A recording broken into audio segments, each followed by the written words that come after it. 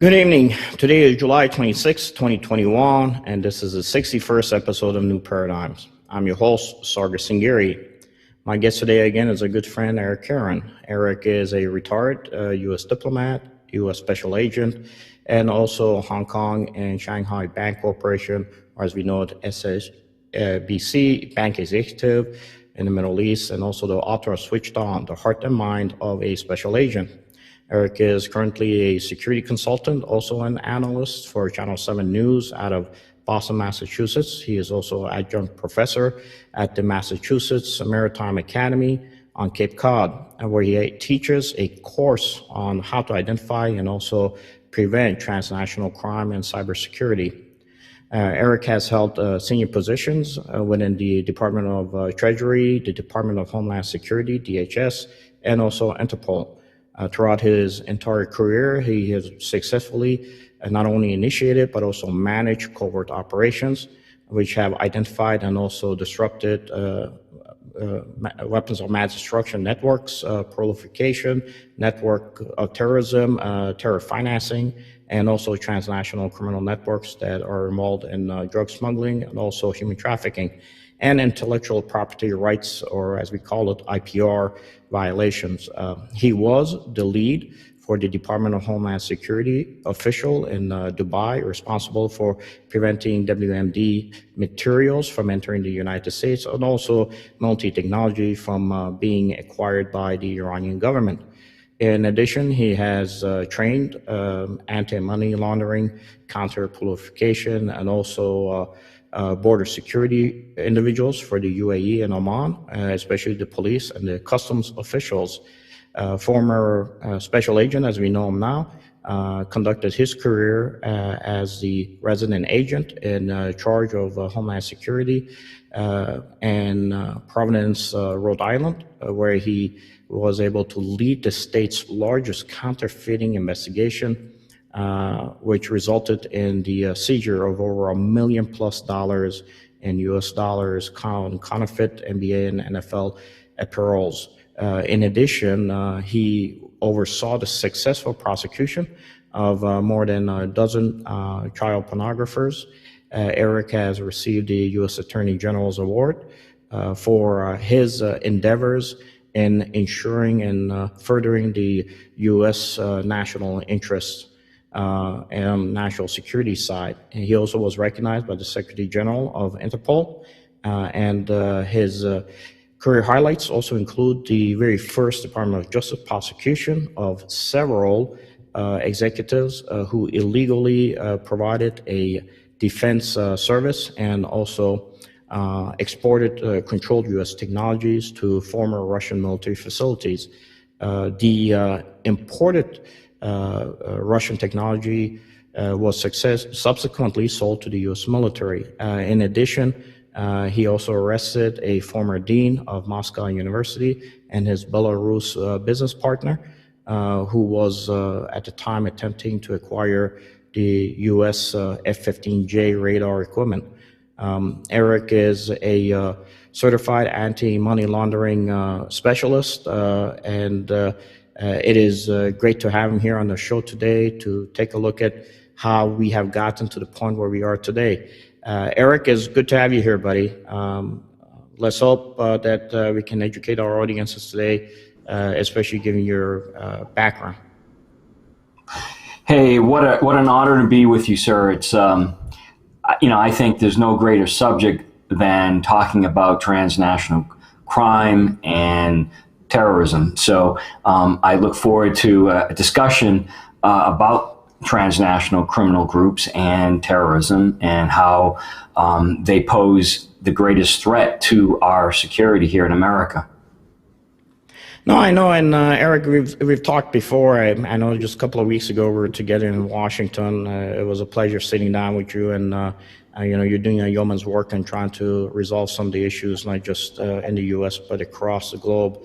And I do know that you have a particular look at when this whole process started, how we got here, and where are we going? Are we headed to a point where we can actually counter it, or are we actually building upon what initially started with this U.S. tech transfer that is really critical to U.S. structures here.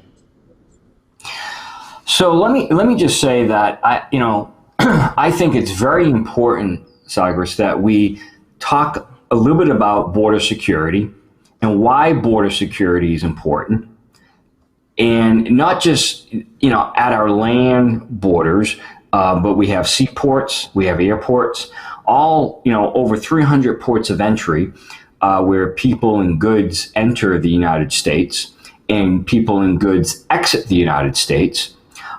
It's important that your viewers understand that border security is a layer approach. We have the physical border with barbed wire and the wall, if you will, and we have technology and we have personnel. But border security is vital to our national security. It's like peanut butter and jelly, my friend. You need border security for national security. Full stop, period. And anyone who argues relating to open border is foolish, because if we haven't learned anything since 9/11, that terrorists are only limited by their imagination. So that being said, border security will help prevent the entry of goods and people into America. And so, this all started, if I may, go down history lane for a little bit. Globalization is great. And after the fall of the Soviet Union, globalization exploded. And we all love, cheap merchandise from Walmart and our jeans and other technology that's coming in from around the world, but mostly from China. But globalization allowed bad guys, the criminal groups in these foreign countries and in the United States, to exploit what? I call it, Sagris, the 3 T's. 3 T's. So the bad guys exploit trade via our shipping containers and our shipping industry. So trade, travel, and telecommunication. And that includes our banking industry as well, telecommunication. So trade, the 3 T's, trade, travel, telecommunication. It's wonderful and it's great because we all need it these days to survive and to do business, to interact with our loved ones all around the world. But the bad guys exploit it. And those bad guys come in different colors and shapes and sizes. Some are small, some are big, some are foreign governments. And they'll exploit the trade, travel, telecommunication. Well, they don't just exploit it, Eric. They use it for their national security strategy. And I know that you've looked at multiple cases in the past. I know specifically in reference to China. And I hope that maybe you could, enlighten us on one of those older cases that you were involved in. And so that our audiences know that, foreign governments will use it for themselves. Yeah, sure. There were two cases. I was involved in a Russian case in 19, was it now? I'm dating myself, in 1990, God, now 4 or 5. The U.S. defense contractors were basically in bed with Russian entities after the fall of the Soviet Union, because the wall came down in Russia, and so there was a push for open trade with Russia, and the Russian government wanted their institutions to trade with the rest of the world, and you have Russian government officials running now all of a sudden these institutions. And so this U.S. contractor really got in bed with Russia to import Russian technology and sold it to the U.S. government as U.S. made, when in fact the Russians made it. That was one case. And the other case was this Hughes Loral case involving tech transfer to China. And in 1997-98 time period, we have Hughes and we have Loral, again, two defense contractors in bed with the Chinese government and in bed with the Clinton administration to import, actually to export, in this case, export sensitive U.S. technology to China to help them with their missile program. The Chinese government in the mid-90s were having major problems with their missiles. Instead of going straight up, they went straight down. And Hughes and Loral were helping them develop their missile satellite programs, and in violation of U.S. technology transfer. So the Department of Justice, and I was part of the team, looked at Hughes, looked at Loral, and they did in fact provide critical military technology that helped the Chinese government missile program. And here we are today. We're still fighting, if you will, with the Chinese government. And, that case, quite frankly, as you know, Cyrus, once the technology and the defense services, whatever it might be, is given, it's gone. The genie is out of the bottle. You cannot get it back. And that, exactly. And that's why it's important that we as a nation understand it's important that we protect not just our, of course, our dual-use technology, but our critical military technology from falling into the hands of foreign governments. Because once there's no telling what they'll do to use it against us, against our allies, and we've seen it, used against really foreign governments and in some cases against us.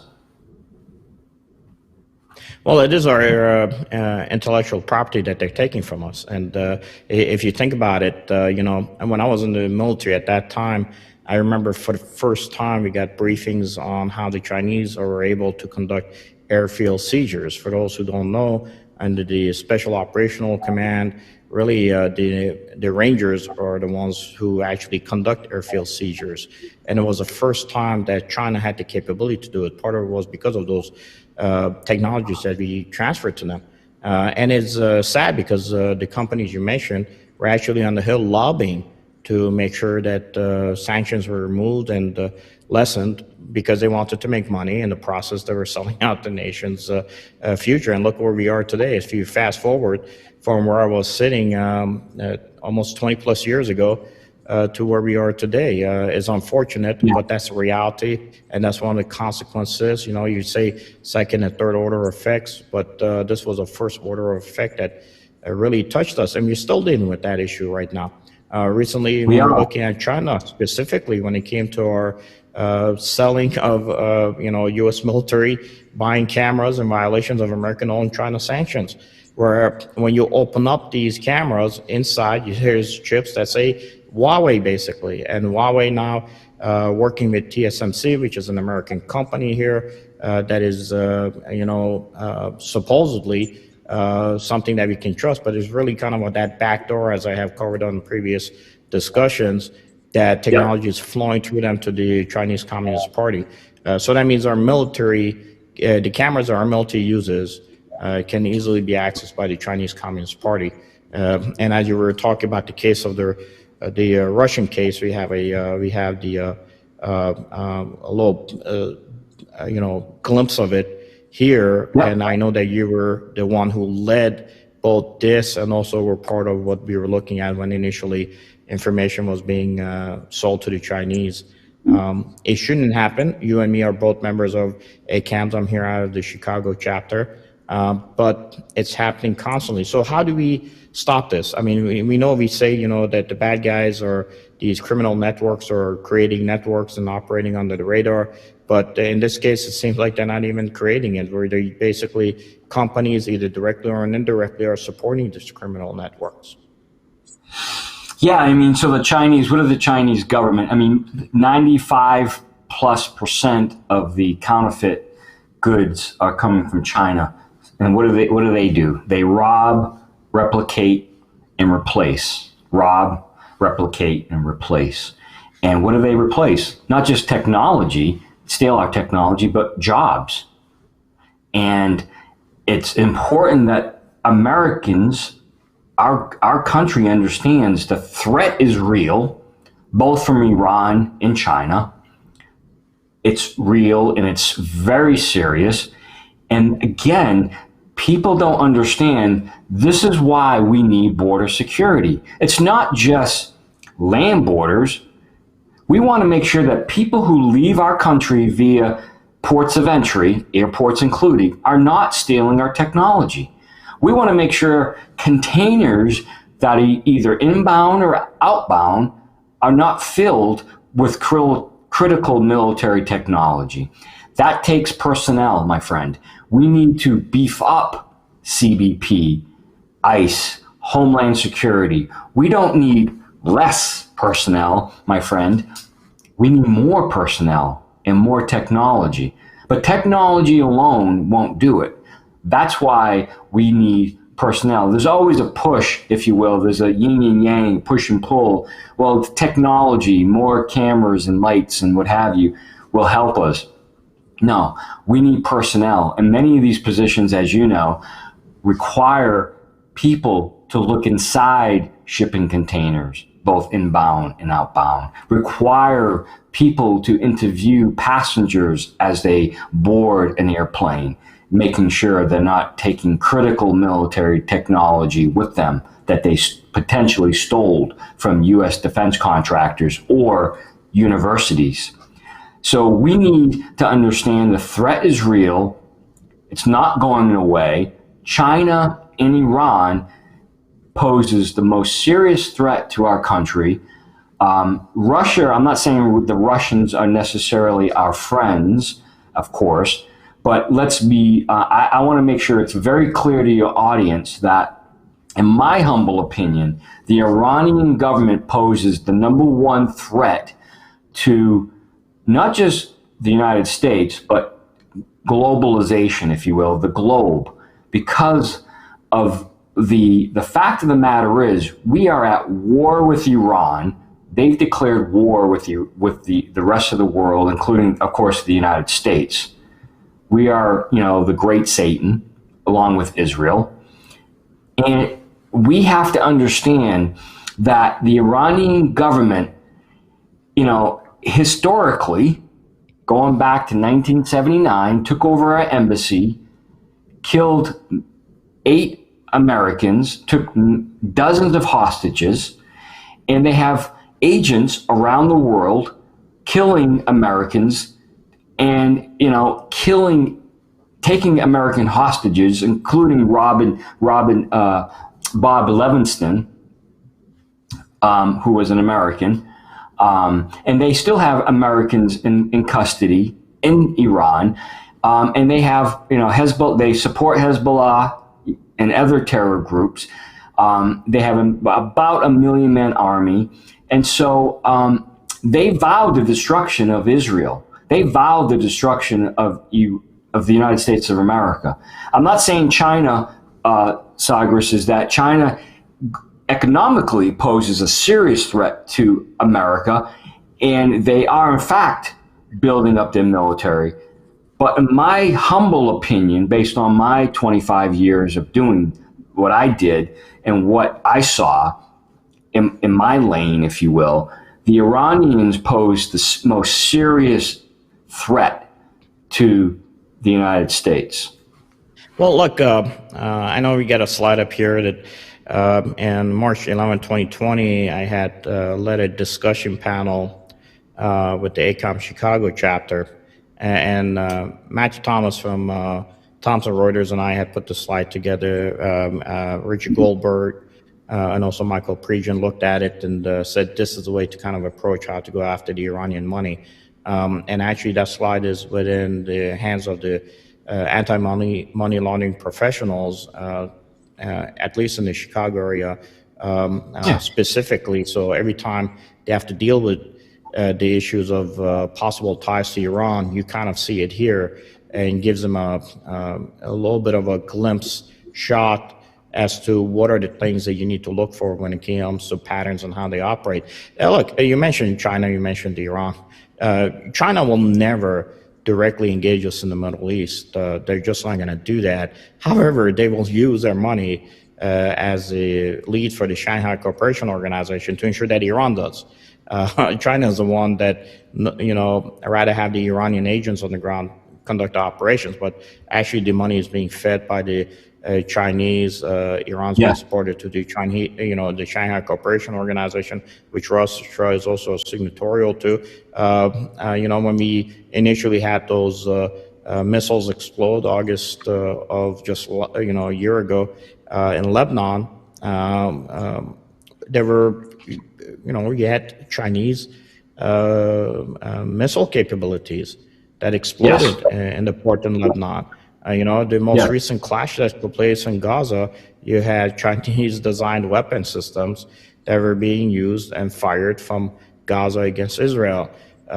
China is expanding its footprint, even in Cuba right now. China is the one that is actually squeezing us. When you have politicians, I'm not going to mention who, we all know who sits in Congress, and she says that, we need to remove the sanctions and support Cuba. China itself gives more money to Cuba than us and all of our allies combined could give to Cuba. You have to understand these realities. Iran's in Venezuela, which has supported the current leadership that we were hoping would have been out of the picture. Iran, you even yourself know, can conduct even electromagnetic pulse attacks if it wants to at the basic levels against U.S. grids from Venezuela. They've even talked about it in an open source. I guess my question here is, Eric, what are we missing? What are the bureaucracies doing? Are they countering each other? Are they fighting internally? Going back to the case that we put up in China, what were some of the lessons learned? Did we ever have the Central Intelligence Agency work with the FBI, or the FBI with the Department of Justice? Or is there just too much politics involved here, to include the fact that some of the comments you were probably making about Iran were probably, turning off a lot of the politicians who want to see a relationship with this government who has declared war against us? Great question. So China, as you know, probably China has signed a multi-billion-dollar, deals with Iran, billions of dollars with the Iranian government. So understand that, but also understand, and I'll answer your question in a minute. Understand that again, we forget, because Americans, unfortunately, I think we have a short-term memory, and understand that. We've lost many Americans and servicemen to the Iranian terror country, if I may say. Not only the embassy in 1979, 1983, the U.S. Embassy Lebanon bombing in Lebanon killed 17 Americans. In 1983, 241 U.S. servicemen killed, 58 French servicemen in Beirut barracks, 1983. We're talking hundreds of Americans killed.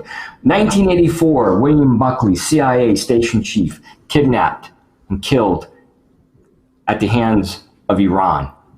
Okay? 1984. Fast forward. Okay? We're talking in 2000 and what? 2008 and 2007-8 time period, my friend.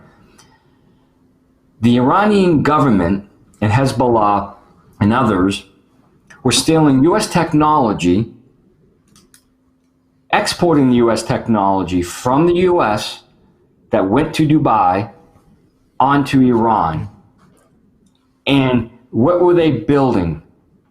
Soleimani, the head of the Iranian Revolutionary Guard and their intelligence service, at his request, they were building IEDs, and they exploded. More than 25 U.S. servicemen were killed in Iraq using U.S. technology. Imagine that. Because I myself and others interrupted a procurement network, and we stumbled upon it, and I was part of a bigger group of agents and investigators, and the military, of course, who identified the procurement network. And some of that technology was coming from the U.S. And yeah, it's unfortunate because when when you were in Dubai working on that, I was on the ground. We were taking over from the British ambassador, and every time we tried to go after a company down there. Unfortunately, if it wasn't tied to supporting one of our allies, in Europe, it seemed like the layers of that onion basically tied to what you were talking about with the networks that you were operating, bringing that technology in and killing our servicemen. And I lost soldiers when we were downrange from our unit that were killed based on those IEDs, and we knew exactly the location that those IEDs were being manufactured. But I didn't want to interrupt you. I just wanted to make sure that people understand that there's a connection there of what we were doing and how we recognize this as a whole. But if you and I recognize it, I guess, Eric, my question is, why is it that our bureaucracies are not able to counter? Is it just so much lost in the politics that they're not able to operate against it? Or does something have to change in how we conduct these type of operations? It's multiple problems, if I can just be so bluntly and tell you that in my humble experience, that it's a push and pull, of course, with the intelligence agencies, including NSA and CIA, the bureaucracy of our government. So there are many who say, open the borders, free trade. Less customs and immigration inspectors, or let containers go, and so there's a push and pull with globalization, if you will, and opening business, because we want to trade. As you saw under the Obama administration, we want to trade with Iran. They wanted to trade with Iran. They gave the Iranian government what? billion with a B dollars in cash from Oman, pallets. And so I can tell you there's a big push, even with this administration, to open trade with Iran, because companies like, if I may say, Fortune 500 companies like the GEs and other companies would love to get into Iran, to trade, to open business in Iran. And so there's the push and pull where U.S. government officials are being pulled in one direction by Fortune 500 companies saying, hey, let's do business with Iran. We can be the first in, and we can sell, Boeing 747s. We can sell GE refrigerators and make $100 billion. And et cetera, et cetera, et cetera. So there's that push and pull with trade and security. And so that's what we're up against, quite frankly. It really is. At the end of the day, we've got against trade and security. And so what do we want to risk? And how do we want to play this out? And if we're not careful, do we want to just open the borders? Because that's what we're doing. Open the border and trade with X country like Iran, like Venezuela, Cuba. Pick a country. And so that's the political, if you will, hot potato. Security versus business. Well, look, we all know that you have to kind of walk a fine line.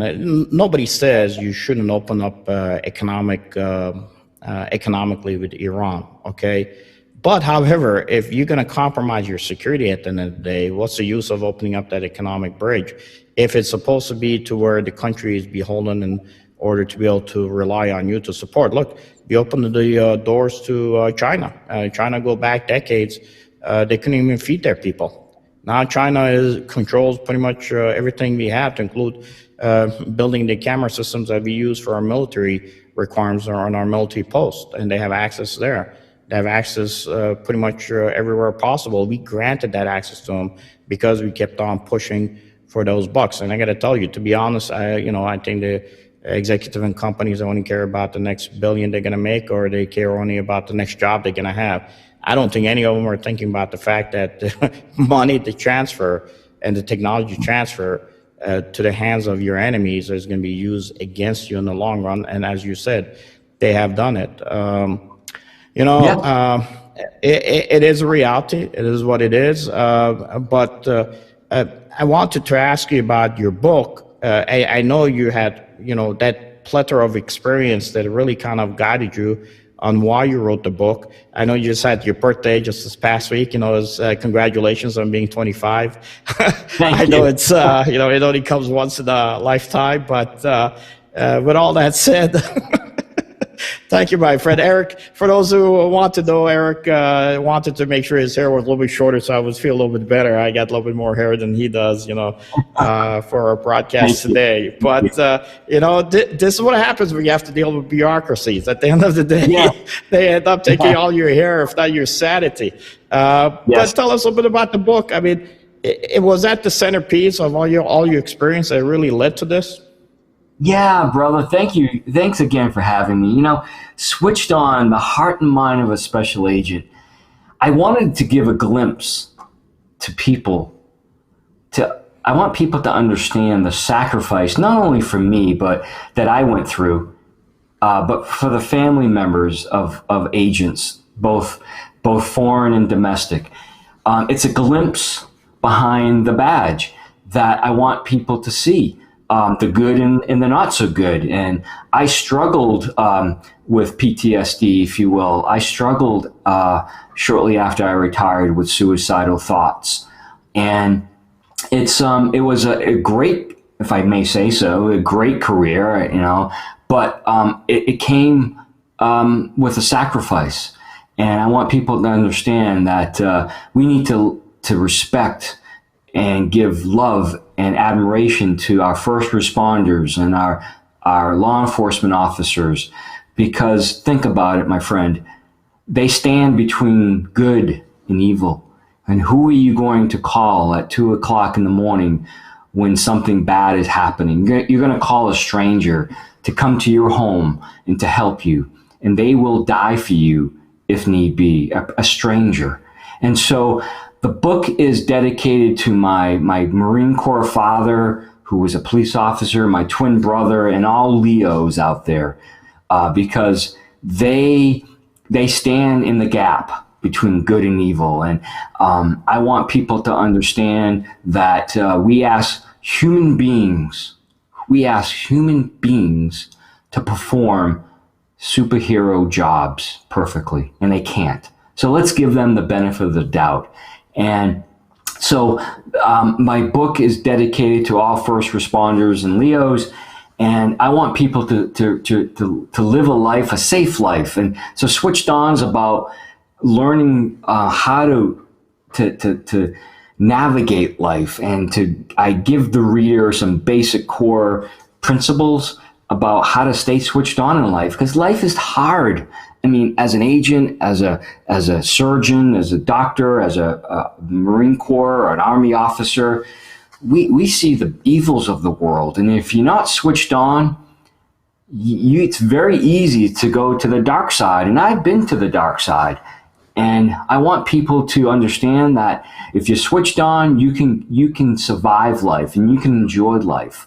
And that's the core principles. If I can just quickly share the core principles in summary, my father, my Marine Corps father taught me that the three core principles are strengthen the mind through education. It's your ticket to life's party. Without it, you're not getting in, my friend. Strengthen the soul through faith. Strengthen the soul through faith. You're going to need it. Please, you're going to need it.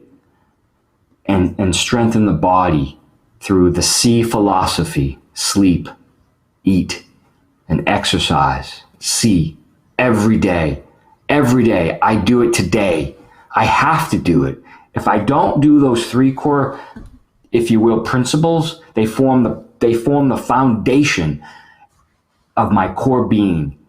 I'd be lost. I'd be like a sailboat without a rudder. So I need those core principles, and I want you and I want your viewers to understand that, because I've been to the dark side, and without those three core principles, I may not be here today to talk to you about my story, my friend.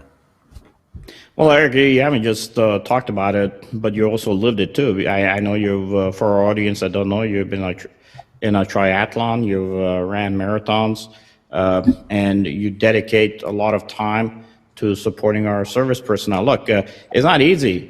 Today, when you turn on the news and see a, firefighter who's being attacked by a mob, and paramedics have to come to his rescue, and then you see police officers. I'm also a member of the Legion of St. Michael Law Enforcement Club.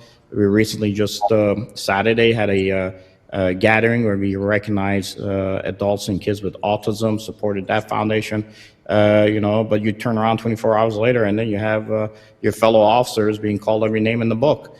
So our job is very simple. As patriots, you just keep on moving forward, baby. That's all we could do. And if you stop in this business, as you know, you're going to die.